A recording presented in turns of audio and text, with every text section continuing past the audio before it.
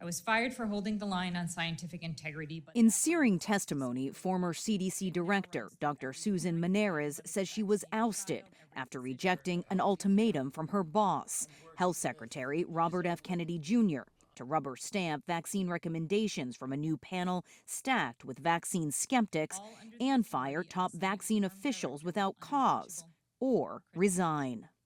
I could have kept the office, the title, but I would have lost the one thing that cannot be replaced, my integrity. I told the secretary that if he believed he could not trust me, he could fire me.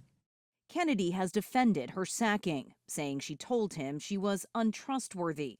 During her testimony, Dr. Monarez also said Kennedy told her the childhood immunization schedule would change in September, claiming there is no science associated with the current one.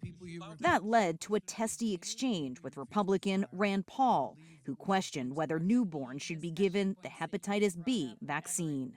That's what the debate ought to be about, not whether all vaccines are good or whether we live in Alice in Wonderland. I actually agree with you, and I was open to the science. I just would not pre-commit to approving all the ACIP recommendations without the science. Untrue. Also testifying on Wednesday, Dr. Deborah Oury, one of 3 top CDC officials who quit in the wake of Monarez's firing. She said Kennedy at times pushed misinformation. He said things like vaccines had fetal parts, and I had to send a note to our leadership team to correct that misinformation.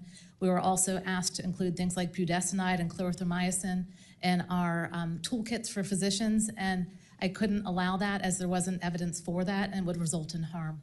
Both of those are medicines that some have falsely claimed can treat measles. Both doctors expressed fears that Secretary Kennedy's anti-vaccine ideology would lead to a resurgence of preventable diseases at the peril of American children. This hearing comes at an inflection point in American health policy. Trust in the public health system is declining, as are vaccination rates. And the country is right now facing its biggest measles outbreak in 30 years.